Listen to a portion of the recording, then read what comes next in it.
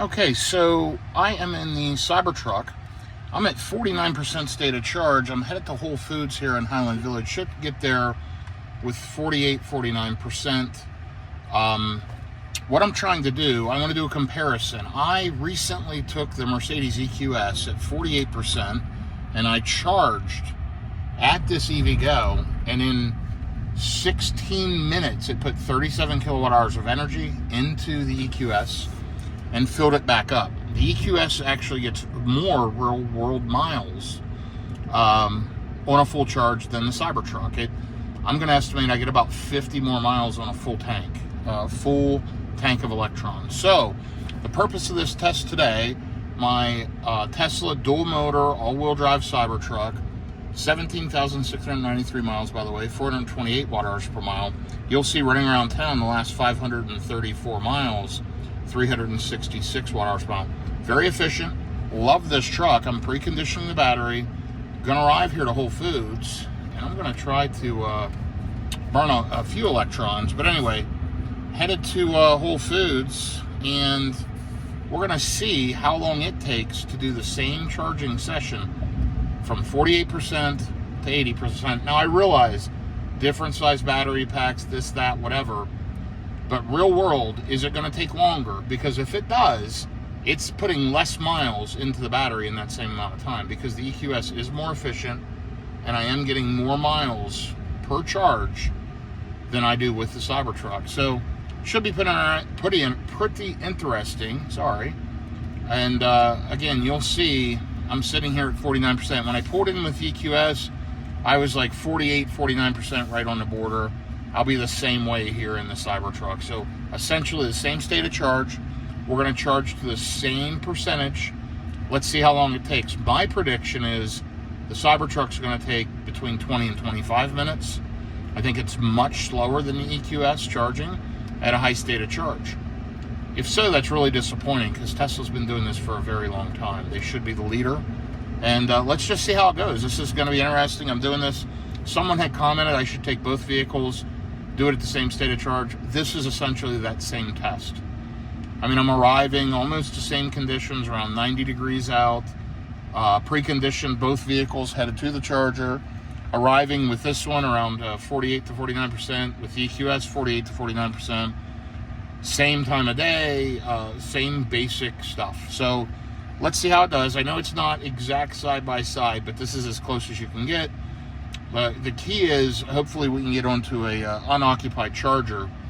But even so, the Cybertruck won't pull over 150 plus kilowatts at 49% anyway. So even if I split charge, I should be fine. There are 350 kilowatt chargers at this EVgo here in Whole Foods in Highland Village, Texas. And just so you know, my content is just this. It's real world, owning electric vehicles, charging them, road tripping. It's just me, you, and the camera, real world stuff. Click like, click subscribe if you enjoy this stuff. Feel free to shoot me a comment. I try to respond to every comment that I can. And for the most part, I'm successful. Anyway, beautiful day here in the Dallas-Fort Worth area. 93 degrees out, 3:26 p.m. And this Whole Foods, this whole area has become a mess. I think they're widening some of the highway. But I don't know, they're trenching it out. Maybe somebody knows. Are they running new power lines? Or they? This intersection has been backed up for a long time. I'm thinking they may be widening it and creating an extra turning lane or something. So we'll see what happens. But you can maybe hear the HVAC system is ripping. This thing is prepping the battery. So that's good news. Let's go over here and get plugged in. Now, I'm not going to sit in the vehicle the entire time. I have a couple errands to take care of in Whole Foods. I'm going to run inside and do that and leave you with updates throughout the process. So I only have to go in there for a few minutes, grab a couple things and go. And then I'll come out to the truck and we'll watch it charge for the last little bit. Again, the EQS was so fast. I went in Whole Foods, did a couple things, purchased a couple things, and until I came out, it was already charged. It showed 15 or 16 minutes. I'm going to call it 16 minutes, but it was so fast. I was blown away. So let's see how this thing does with that same test. It's going to be interesting.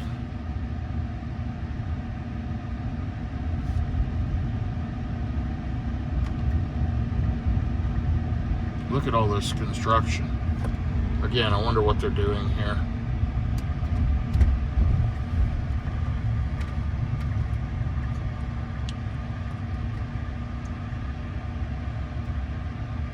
I just had my tires rotated at Discount Tire. Love that place, by the way. You know, tire rotations, no cost, quick, convenient. You can schedule on an app. Just really a fan of Discount Tire. And the one here in Highland Village, Texas, has done an incredible job for me over the years. So, yeah, I went ahead and took care of that. So I do need to do a reset.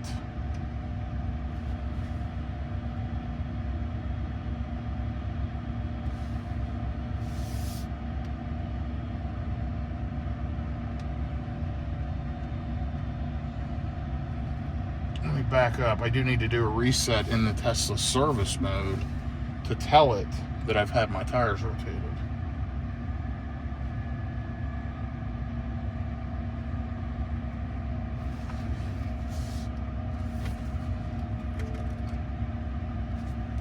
Busy place here. I couldn't quite make that turn, so I got to pull up and back up again. And you'll see it lucked out because it took a minute to get here, and I am preconditioning. I was able to hit the 48%. All right, let me grab my CCS adapter. Let me get plugged in, and I'll be right back with you here as we get ramped up. Before I do that, real quickly, let's click tires. Let's click reset. They were rotated 7,000 miles ago. Hit reset. Select tire service, tire rotation, reset. There we go. Click out. Okay. Tires have been serviced. Pressures are set where I wanted them, about 3 pounds over. And yeah, happy with that. Let's go ahead and get this thing plugged in. I'll be right back with you in just a second. Okay, we're officially plugged in, connecting to vehicle, checking cable safety. You'll see it's flashing blue. We got our CCS adapter right here. Excuse me, sorry about that.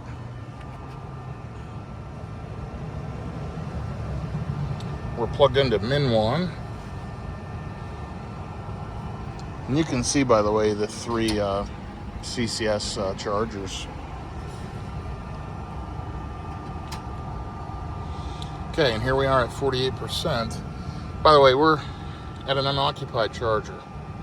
So you'll see it ramping up over here. Let's jump in the Cybertruck and watch it from in there. It is warm out. Okay. So here we go. Ramping up pretty quickly.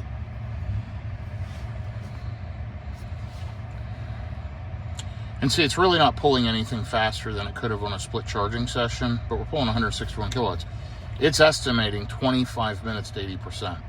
That is almost 10 minutes longer than the EQS. It is, I plugged in at 3:31, and let's watch it and see how long it takes. I even give it the benefit, we should give it the benefit of the doubt. Let's say I plugged in at 3:30 because it took 30 seconds or a minute. We'll check the total charging time on the charger as well as the session summary in my phone. We're pulling 156 kilowatts at 49%. So let's see what happens here as we go. Let me go ahead and run my errands. I'll be back with you in just a few minutes. We have been charging for a couple of minutes. We're still pulling 151 kilowatts. I've not gone inside yet. I did want to show, I shut climate off. I want it to shut off while I go inside, just like I did with the EQS. I'm going to take 10 or 15 minutes in there. I'm going to come back out and we'll see where we're at. It's 3:33 now, 95 degrees, as you can see up there. We've taken in 6 kilowatt hours of energy, easy for me to say, 149 kilowatts, dropping below 150. So it won't matter if somebody plugs in, but let's see how it does. I'll be back with you here shortly. Okay, it's been exactly 16 minutes according to the EVgo app, and we've only put 27 kilowatt hours of energy in. So let's take a look. Here we go, 16 minutes. Okay, so 31 according to this, and there's obviously some energy loss going to the Cybertruck because the EVgo app said 27 when I looked at it. But regardless, we did 37 in 16 minutes on the EQS. So roughly 20% better charging at a high state of charge. So we're going on 17 minutes in. We're at 73%. Still have 7% to go. Let's see how long it takes. And let's check the Cybertruck. And here we go, by the way. This is the Whole Foods in Highland Village. There's a Chevy Equinox. Really nice looking EV, by the way. Cybertruck just pulled in here, too, as I was walking to mine. And it is estimating 10 minutes remaining, which is not great. So I've got a phone call to make. I think I'll wait, actually, until after this is finished. I'm going to put away my recycling, what do you call it, my tote, so that I don't use the plastic bags. I've got a Whole Foods tote that I used here. I got to put that in the front. And, yeah, we're still pulling 93 kilowatts, which isn't terrible, but nowhere near what the EQS can do. And you can see in the car, it's put 32 kilowatt hours into the car. So there's heat losses from the charger to the car. Long story short, this is about 20% worse charging in the Tesla Cybertruck. And again, I'm going to get less miles in that same amount of charging. So not only is it 20% less charging speed, less charging power, less charging into the car, this vehicle's less efficient than the EQS. I'll get less real world miles. So my guess is 25 to 30% worse overall. And that's somewhat unscientific. I would say around 30%, because it is about 10% less miles on this as well. So if I add the two together, I'm about 30% worse with the Cybertruck than I am with the EQS. Can't wait to see how the EQS does on this next road trip, which will be coming up tomorrow, going to Tulsa, Oklahoma. And I think this thing is a charging dream. I think it's fantastic. Out of Spec had a cross-country road trip using the EQS. Actually, it might have been a race to Vegas, I think it was the EQS. And it came in second behind the Tesla Model X. I think the Model X won because of the Tesla charging network.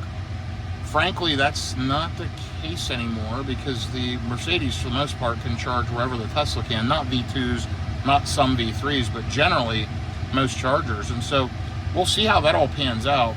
We are pulling more kilowatts now because the HVAC system is running inside the cabin, but it's down to 5 minutes remaining. Remember, we plugged in at 3:31. We'll call it, we said 3:30 roughly. So we've been here 20 minutes, 5 more minutes to go.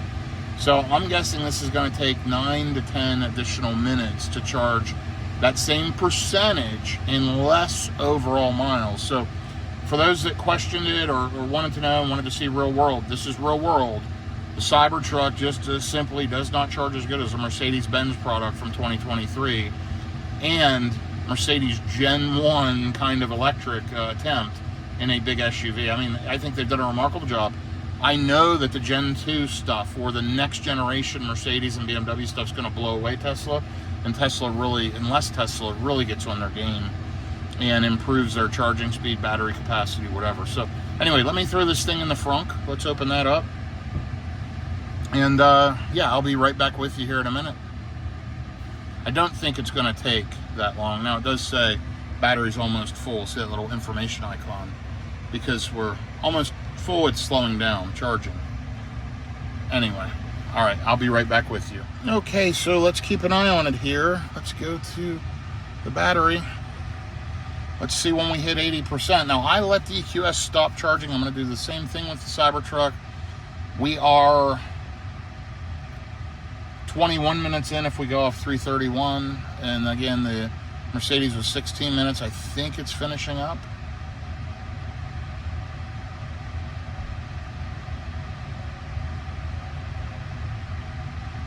Okay, charge complete. Unlock charging port. Let's get our adapter, but here's the final time. It took 22 minutes versus 16 minutes in the EQS. I mean, that's real time, guys, and that's just at this high state of charge. It'll be interesting to see how it does on road trips. The EQS has been amazing so far. I bought it instead of the Lucid Gravity because the Gravity was just horrible during the test drive. It felt like it was going to fall apart. Steering wheel creaks, couldn't get the keys to work, suspension issues, tons of issues. Check out that video. I bought the EQS for less than $60,000, 20 some odd thousand miles on it, 18, 19 months old. Fantastic vehicle, sticker for $144,000, and I'm very pleased with it. Not trying to prove anything. Listen, I've got 2 Teslas. I love my Teslas. I love the Rivian, and I love the EQS. They're all great. The reality is EQS charges better than everything except maybe the Model Y Juniper, and I think they're probably neck and neck. More info to come on that. Let's get unplugged here. I want to get out of here. I've got stuff to do. So here we go. I have to unlock the charging port. I thought I did that. Maybe it timed out. There we go. I definitely hit it that time. It should be white. There we go. Okay, let me get this unhooked and I'll be back with you in a minute. Okay, so final summary. Disappointing that the Cybertruck does not charge as well as it should. Certainly many influencers have posted about it. Brandon Flash, others. You're right. This thing just is not a charging machine. The EQS, on the other hand, shockingly good. I love that it didn't sell well. I love people don't like the looks, and I love that I got one for the price that I did. I'm happy with it. Hopefully that continues. We'll see how it goes, but I love the Cybertruck. It's not going anywhere. I'm going to put a ton of miles on it. You'll see a road trip in the Cybertruck here in a couple weeks from the Dallas-Fort Worth area up to Virginia, and cross-country road trip. This thing's going to continue on many adventures. I absolutely enjoy it, but it just simply does not charge as well as the Juniper, and it certainly does not charge as well as the EQS. And when I say as well, I'm talking real world miles per amount of charging time, how far I can get, how long I have to sit at chargers. This thing's just slower. It's a heavier, bigger vehicle, but so is the EQS, heavier, bigger vehicle. Anyway, that's the end of the show. Feel free to shoot me a comment. Like I said earlier, thanks for following, and in the meantime, please be safe, everyone. I'll see you soon in the EQS road trip video, and then in the Cybertruck road trip video. Take care.